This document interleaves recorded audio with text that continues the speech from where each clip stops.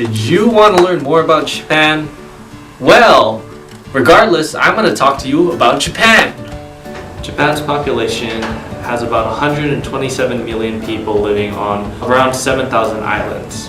Compared to Tucson's population, it's pretty big, as Tucson only has about 520,000 people living here as of now. While the population in Japan remains high, the population has slowly begun to decrease due to the high work ethic of the Japanese workers, because of Japanese people being so work-focused instead of family-focused. Japan also has a 100% literacy rate, meaning they value education very highly. The terrain of Japan and Tucson is pretty similar.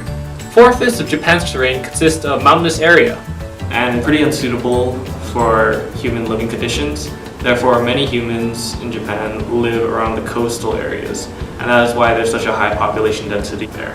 It has many volcanoes, but poor soil growth.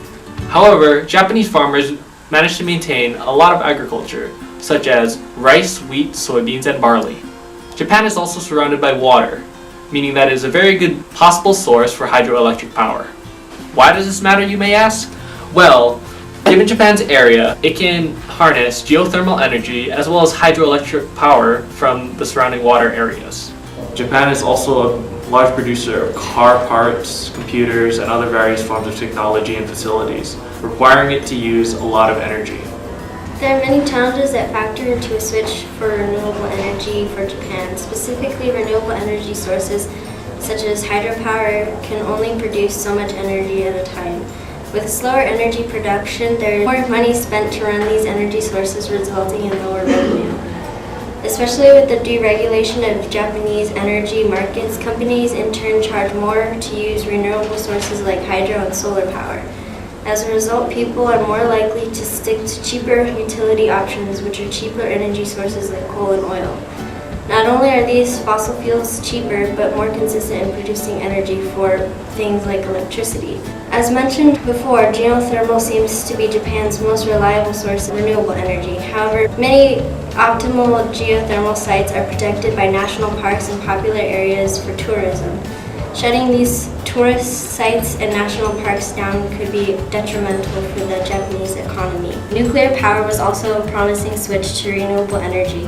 However, nuclear waste becomes a large problem for the environment in place of CO2 emissions. In 2011, Japan experienced a huge earthquake called Fukushima, which caused nuclear power plants in Japan to overheat and in turn leak nuclear waste into oceans, which harmed fish and the environment around it. Having said this, Japan did not want to risk creating any more nuclear power plants that would result in further environmental damage. As of now, Japan only utilizes 27% of their coal as their energy resource, while the other 73% is renewable energies and other miscellaneous sources. For the other 73%, oil is 42%, natural gas is 23%, hydro is 5%, other like hydrothermal, solar, and wind is 3%, and last but not least, nuclear is 1%.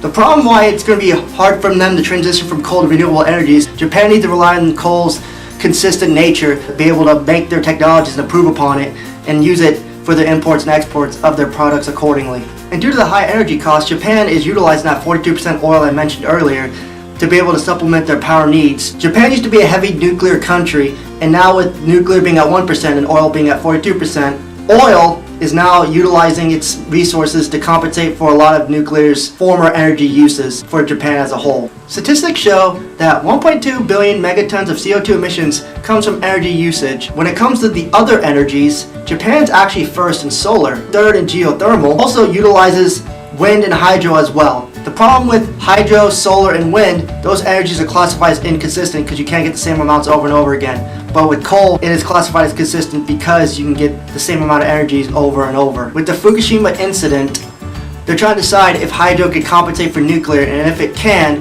they're going to try to stick with that from then on out. As previously mentioned, 27% of Japan's energy consumption comes from coal. Japan relies on coal to transfer, import, export, and a lot of other crucial things. So it will be a challenge for Japan to transition from coal to less carbon-emitting sources in a short period of time.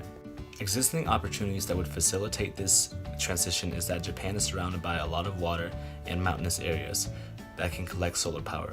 But the drawback to this is that companies charge extra to use solar and hydropower. These renewable energies can only produce so much power at a time. This is why most of the Japanese population is more likely to stick to coal for producing energy and electricity, due to its production consistency and low cost. Geothermal could be a reliable source of energy for Japan, but like mentioned before, many optimal geothermal sites are tourist hotspots, and shutting them down could make a dent in Japan's economy by decreasing tourism income. Given the challenges and opportunities that present Japan today, transitioning from coal to less carbon emitting sources won't be a small feat for them. But with advancing technology and energy production, it will take Japan at least 5 to 10 years to make an affordable and efficient switch. That wraps up our video. We hope you guys enjoyed and learned a little bit about Japan.